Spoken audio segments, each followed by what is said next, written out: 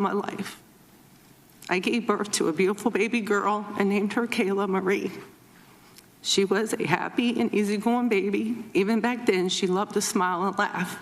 She always kept her friends close and never forgot anyone. She was kind, caring, thoughtful, and funny. She loved life and God.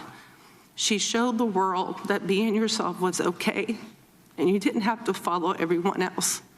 But sadly, on July 27th, 2022, I received the worst news that a parent doesn't want to hear, that my newly 20-year-old daughter, Kayla Hamilton, was murdered in her own room and left on the floor like trash. She left behind a mother who loved her, a stepfather, a brother, a younger sister, grandparents, and lots of aunts, uncles, and cousins. At first, we knew very little details of the murder until an arrest was made. The details we learned broke us. At the end of March of 2022, Kayla's murderer was apprehended by Border Patrol crossing illegally into the U.S. at the southwest border in Rio Grande City, Texas. I am not sure if he was vetted or not, but he was a 16-year-old known gang member affiliated with MS-13 in El Salvador.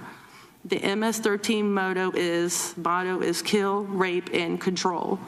He entered the country as an unoccupied alien child. As a UAC, the murderer was allowed to go live with his aunt in Frederick, Maryland. She was also an illegal immigrant. There were issues with him living there, and he went to go live with his half-brother who lived in the same trailer park as Kayla and her boyfriend. My questions are, what protocol was the aunt supposed to follow? If she couldn't handle him, then why not inform the proper authorities? The half-brother tried to get him a job and to do the right thing, but that didn't happen. So the half-brother told him that he had to leave. At the trailer park, an illegal immigrant owned numerous trailers and was subletting them out. That is how Kayla was able to get a place, because she didn't make much and had no credit yet. The half-brother asked the owner if she had any rooms for rent. She did. The same trailer as Kayla. Kayla's murderer was living there less than 5 days before he viciously murdered my daughter. Kayla had 2 jobs. She was working at a cleaning company and at a grocery store. Kayla had autism, but she was determined to live independently and make her way in this world. And my baby paid the ultimate price. She had just gotten home from work, working the night shift, and said goodbye to her boyfriend that morning when he left for work. She then went to sleep. The murderer went into Kayla's room, strangling her, grabbed her iPod charger and wrapped it around her throat and face while strangling her to death. Kayla grabbed her phone and called her boyfriend, but went to voicemail. The voicemail of the murderer strangling her was 2 minutes and 30 seconds long. The murderer then violently sexually assaulted Kayla. Kayla's boyfriend came home from work and found her dead on the floor. The charger cord was so tight around her neck and face that her boyfriend had to use his teeth to get it off. The murderer robbed her of her phone and $6. $6 is all my baby had in cash because she used the snack machines at work to get something to eat. He then went to lunch with his half-brother like nothing happened. Local police didn't have enough evidence to arrest the murderer, so Child Protective Services took him into custody and placed him in an unsecured children's home with other children, even knowing that he was a main suspect in a premeditated murder case. When he was arrested for Kayla's murder, he laughed and smirked. For me, this is not a political issue. This is a safety issue for everyone living in the United States. This could have been anyone's daughter.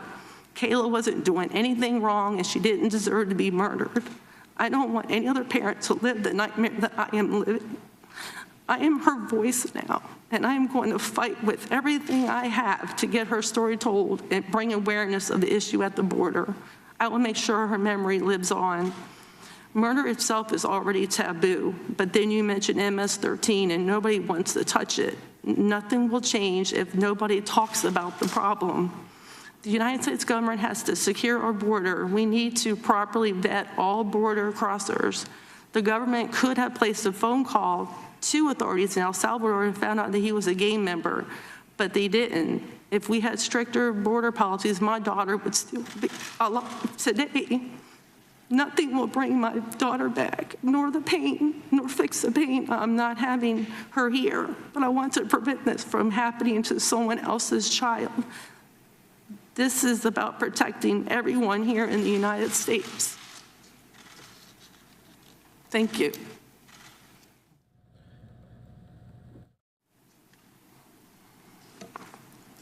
We'll now proceed with the 5-minute rule with questions. A very intense mother there speaking out on behalf of her daughter, a